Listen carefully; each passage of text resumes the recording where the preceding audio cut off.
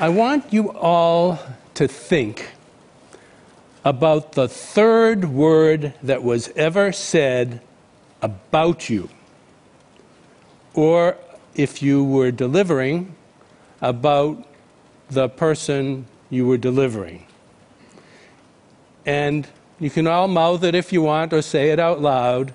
It was, the first two were it's, Well, it shows you that I also deal with issues where there's not certainty of whether it's a girl or a boy, so the mixed answer is very appropriate. Of course, now the answer often comes not at birth, but at the ultrasound, unless the prospective parents choose to be surprised like we all were.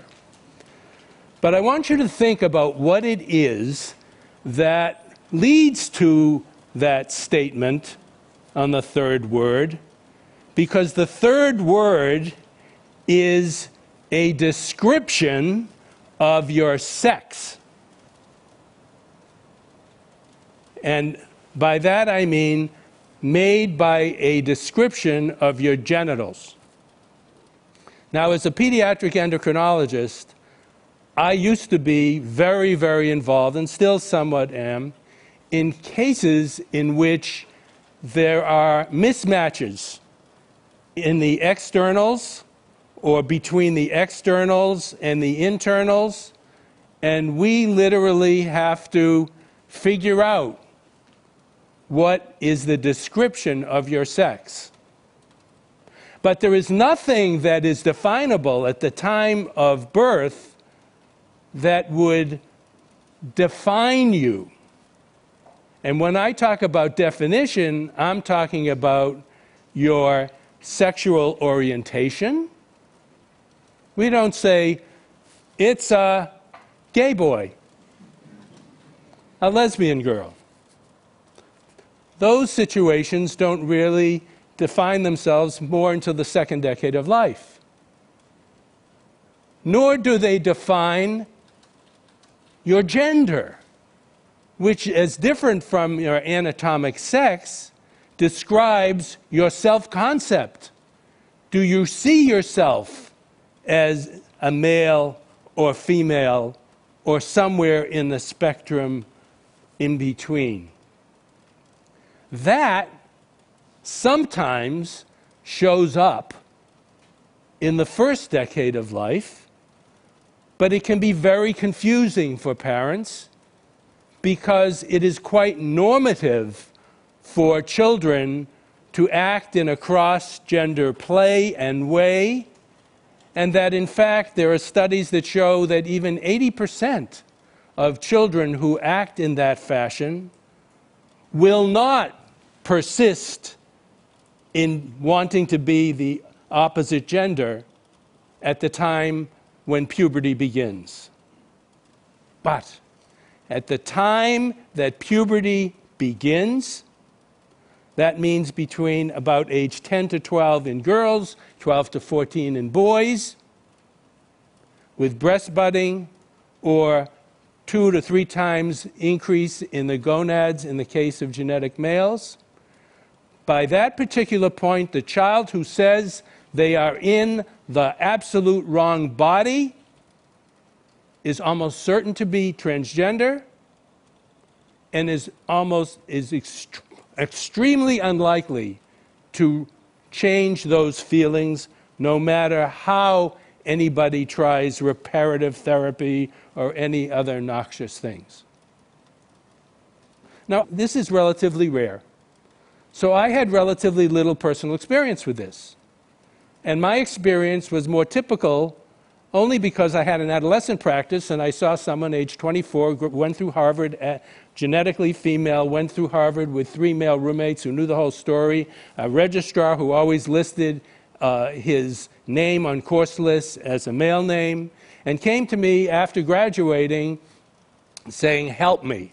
I know you know a lot of endocrinology, and indeed I've treated a lot of people who were born without gonads. This wasn't rocket science, but I made a deal with him. I'll treat you if you teach me.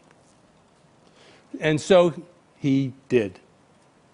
And what an education I got from taking care of all the members of his support group. And then I got really confused, because I thought it was relatively easy at that age to just give people the hormones of the gender in which they were affirming. But then my patient married, and he married a woman who had been born as a male, had married as a male, had 2 children, then went through a transition into female, and now this delightful female was attached to my male patient. In fact, got legally married because they showed up as a man and a woman, and who knew, right? And while I was confused, does this make so-and-so gay? Does this make so-and-so straight? I was getting sexual orientation confused with gender identity. And my patient said to me, look, if you just think of the following, you'll get it right. Sexual orientation is who you go to bed with. Gender identity is who you go to bed as. Okay.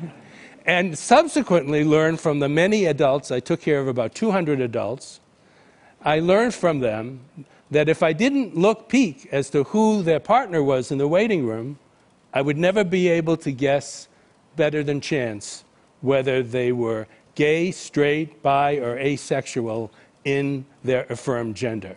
In other words, one thing has absolutely nothing to do with the other. And the data show it. Now, as I took care of the 200 adults, I found it extremely painful. These people were, many of them, had to give up so much of their lives. Sometimes their parents would reject them, siblings, their own children, and then their divorcing spouse would forbid them from seeing their children. It was so awful, but why did they do it? At 40 and 50, because they felt they had to affirm themselves before they would kill themselves. And indeed, the rate of suicide among untreated transgendered people is among the highest in the world. So what to do? I was intrigued in going to a conference in Holland where they are experts in this, and saw the most remarkable thing. They were treating young adolescents after giving them the most intense psychometric testing of gender. And they were treating them by blocking the puberty that they didn't want. Because basically, kids look about the same, each sex, until they go through puberty, at which point, if you feel you're in the wrong sex, you feel like Pinocchio becoming a donkey.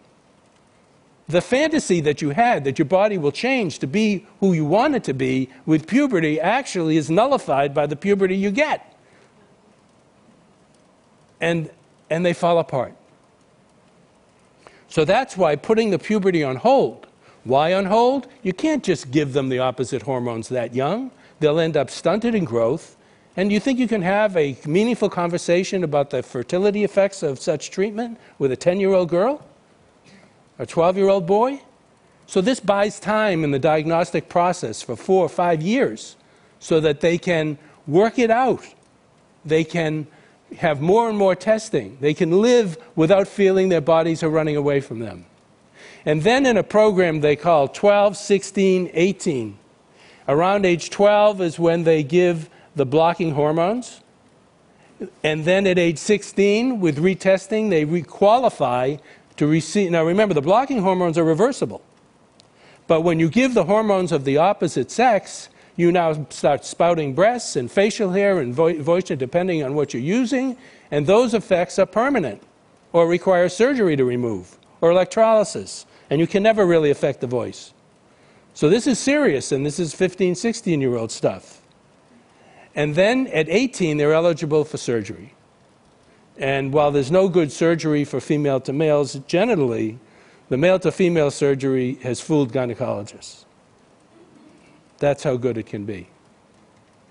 So I looked at how their patients were doing, and I looked at patients who just looked like everybody else. They looked, except they were pubertally delayed. But once they gave them the hormones consistent with the gender they affirm, they looked beautiful. They looked normal. They had normal heights. You would never be able to pick them out in a crowd. So at that point, I decided I'm going to do this. This is really where the pediatric endocrine realm comes in. Because in fact, if you're going to deal with it at kids age 10, 12, 10 to 14, that's pediatric endocrinology. So I brought some kids in, and this now became the standard of care, and Children's Hospital was behind by my showing them the kids, before and after. People who never got treated and people who wished to be treated. And pictures of the Dutch. They came to me and said, you got to do something for these kids. Well, where were these kids before? They were out there suffering is where they were. So, we started a program in 2007. It became the first program of its kind, but it's really of the Dutch kind in North America. And since then, we have 160 patients. Did they come from all Afghanistan? No.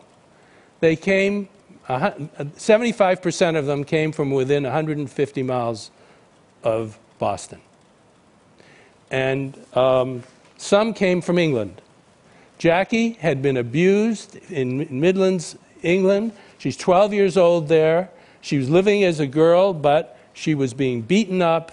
It was a horror show. They had to homeschool her. And the reason the British were coming was because they would not treat anybody with anything under age 16, which means they were consigning them to an adult body no matter what happened, even if they tested them well. Jackie, on top of it, was, by virtue of skeletal markings, destined to be 6'5". Okay? And yet she had just begun a male puberty. Well, I did something a little bit innovative because I do know hormones, and that estrogen is much more potent in closing epiphyses, the growth plates, and stopping growth than testosterone is. So we blocked her testosterone with a blocking hormone, but we added estrogen not at 16 but at 13. And so here she is at 16 on the left. And on her 16th birthday, she went to Thailand where they would do a genotomy surgery. They will do it at 18 now. And she ended up 5'11". But more than that, she has a normal breast size, because by blocking testosterone, every one of our patients has normal breast size if they get to us at the appropriate age, not too late. And on the far right, there she is. She went public, semifinalist in the Miss England competition. Okay? The judges debated as to, can they do this? Can they make her, and one of them quipped, I'm told, but she has more natural self than half the other contestants. and some of them have been rearranged a little bit, but it's all her DNA. And she's becoming a remarkable spokeswoman. And she was offered contracts as a model, at which point she teased me where she said, you know, I might have had a better chance as a model if you made me 6'1". Go figure. So this picture, I think, says it all. It really says it all. These are Nicole and brother Jonas, identical twin boys, and proven to be identical, in which Nicole had affirmed herself as a girl as early as age 3. At age 7, they changed her name and came to me at the very beginnings of a male puberty. Now, you can imagine looking at Jonas at only 14 that male puberty is early in this family, because he looks more like a 16-year-old. But it makes the point all the more why you have to be conscious of where the patient is. Nicole is on pubertal blockade in here. And Jonas is just going into biologic control. This is what Nicole would look like if we weren't doing what we were doing. He's got a prominent Adam's apple. He's got angular bones to the face, a mustache. And you can see there's a height difference because he's gone through a growth spurt that she won't get. Now Nicole is on estrogen. She has a bit of a form to her. This family went to the White House last spring because of their work in overturning an anti-discrimination. There was a bill that would block the right of transgender people in Maine to use public bathrooms, and it looked like the bill was going to pass, and that would have been a problem. But Nicole went personally to every legislator in Maine and said, I can do this. If they see me, they'll understand, well, I'm no threat in the ladies' room, but I can be threatened in the men's room. And then they finally got it. So where do we go from here?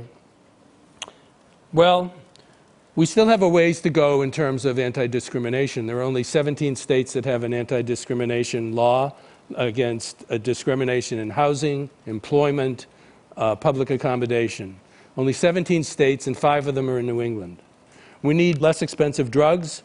They cost a fortune. And we need to get this condition out of the DSM. It is as much a psychiatric disease as being gay and lesbian.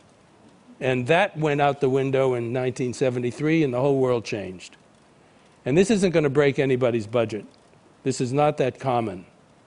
But the risks of not doing anything for them not only puts all of them at risk of losing their lives to suicide, but it also says something about whether we are a truly inclusive society.